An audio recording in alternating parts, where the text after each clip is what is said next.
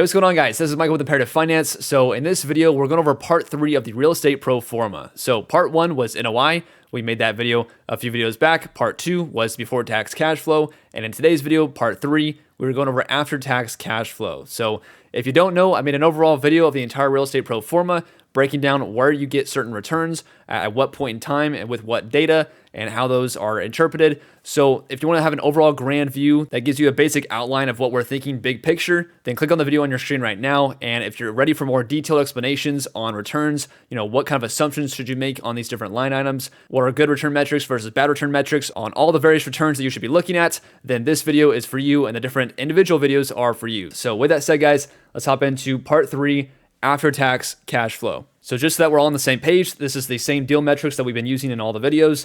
We have a purchase price of $200,000, a loan amount of $160,000, which is a down payment of $40,000. You can look at all the other metrics, but this is what we are working with. So with that said, we then went over NOI. So you had to get down to your NOI. After that, you can get down to your before tax cash flow. And now we're at the point where your boss or you as an individual investor think it is worthwhile to go ahead and perform the after-tax cash flow calculation. So you might be asking, why even bother performing the after-tax cash flow calculation? Most of the time, most professors and in actual practice, they tell you not to really look at the after-tax cash flow or after-tax return metrics because ultimately you have multiple investors in the deal, especially for commercial real estate. And so what that means is that every investor has their own tax brackets. So it's quite literally pointless to perform an analysis on cash flow after tax if when you hand it over to a certain investor, it's going to be different based off his tax return versus the other person's tax return versus another investor's tax return. And so it just becomes more and more useless. But with that said, if you're looking at a single family home that's for your own personal investment or just any investment in which you yourself are the sole owner, the sole investor in this deal, then at that point, it makes sense to me to see my actual after-tax cash flow, my actual tax returns, all that kind of stuff.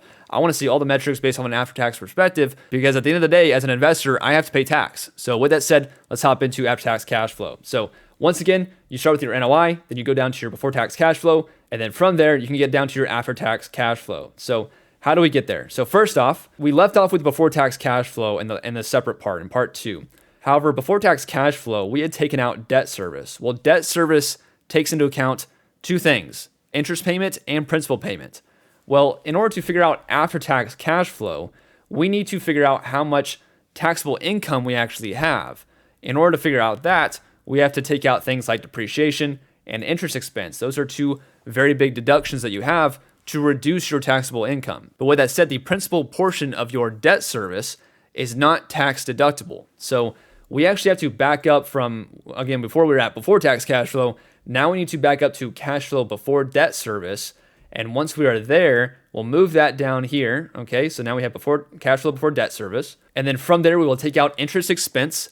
So the way to find interest expense is to go down to your loan amortization table and figure out how much interest are you paying that year, right? So this is $9,546 by just summing up all the interest in year 1. And so there you see that amount is reflected here.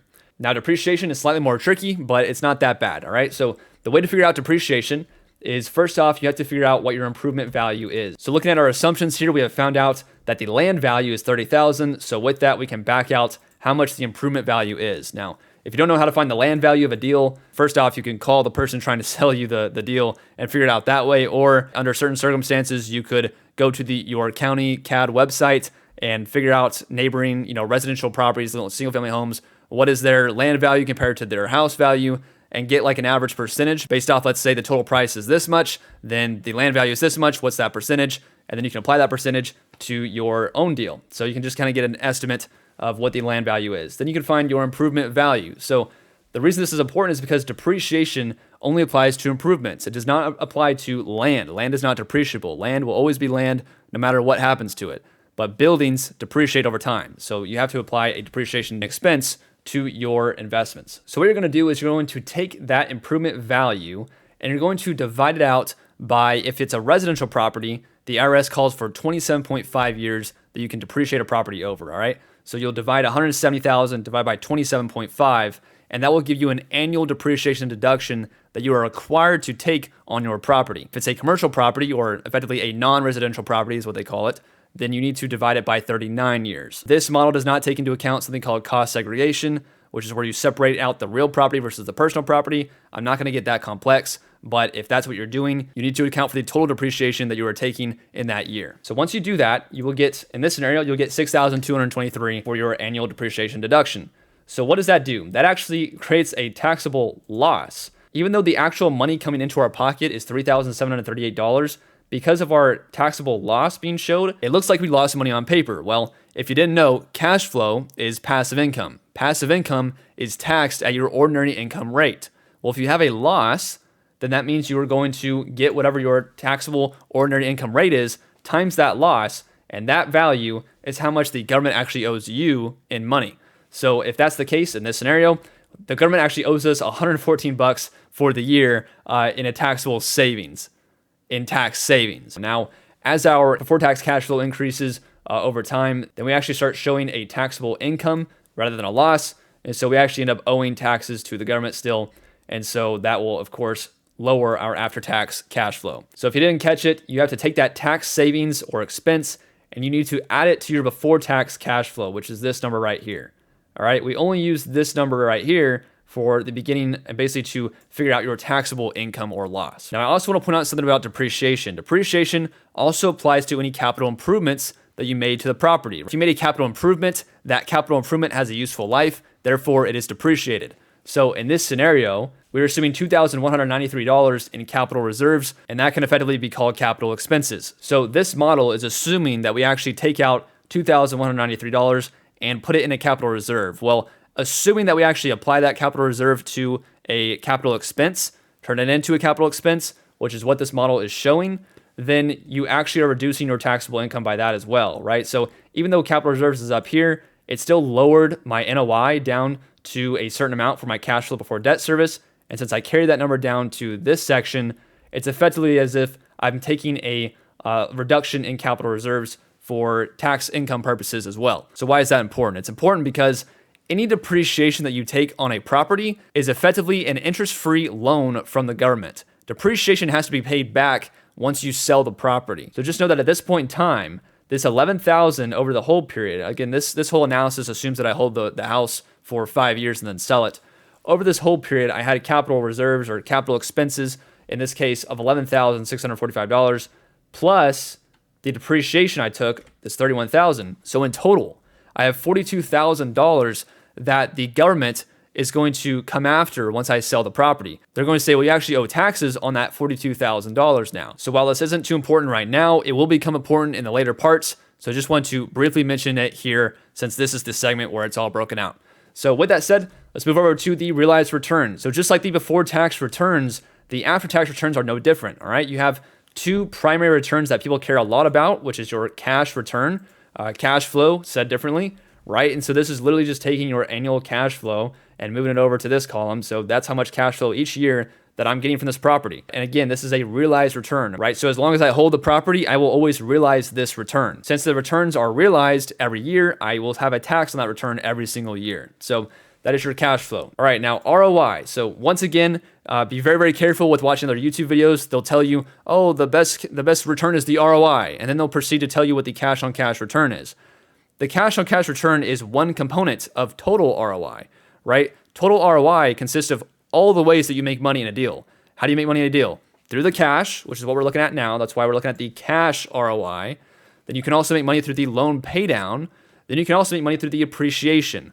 All three of those different ROIs add up to make the total ROI. So again, just be very, very careful when you go out and watch other YouTube videos. Most people are concerned with cash ROI, but they'll just say ROI. It's not the same thing. Now, does it really matter? Not really, but in technicality terms, if you're one of those nerds like I am, you're welcome. Now, with that said, the cash on cash return and the after tax perspective is, of course, going to be slightly lower than the cash on cash return of the before tax scenario, right? And all this is the cash flow from the property divided by my total return in the investment. Now, same story with the ROE. Some people will say, well, the ROE is very important to look at, but they're really talking about cash ROE. They're not even looking at the appreciation or the loan pay down, right? So this cash ROE is looking at exactly that, just the cash portion. It takes your cash return and divides it by your equity position in that year. So in this case, it's $47,000 for year one. Your cash flow is $3,738.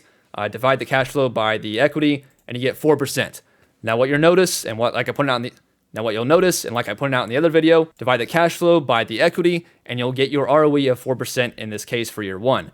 Now, as I pointed out in the other video, as time goes on, you build up so much equity, you are increasing the amount in your denominator of this fraction. That means that your ROE is decreasing, and so the way to have that actually increase is to take that equity out of your deal and put it in another deal. And by doing that, you lower the denominator, therefore the ROE will increase. What else does that do? That also produces more cash on cash return, ROI, cash ROI.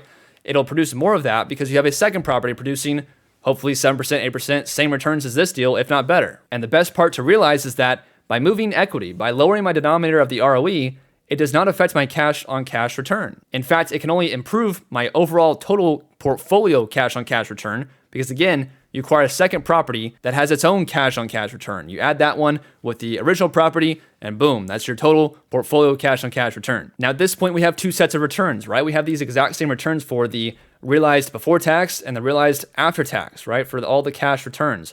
Well, it's interesting to note this because you can then determine what are the tax implications of this deal. Does it make sense to pull money out, like I just said, and put it in a new property? And when you do that, you can actually avoid paying the taxes that I was talking about before. You know, the IRS is going to come at you for the depreciations you took. You can actually avoid that in most cases by doing a 1031 exchange, in which case you buy a like-kind property. And so you defer that tax until you sell the new property. Well, if you keep doing that, you'll never have to owe taxes on that gain. You'll never have to actually pay the taxes on that gain. Anyway, guys, that's it for part 3. Once again, we will have part 4 and 5.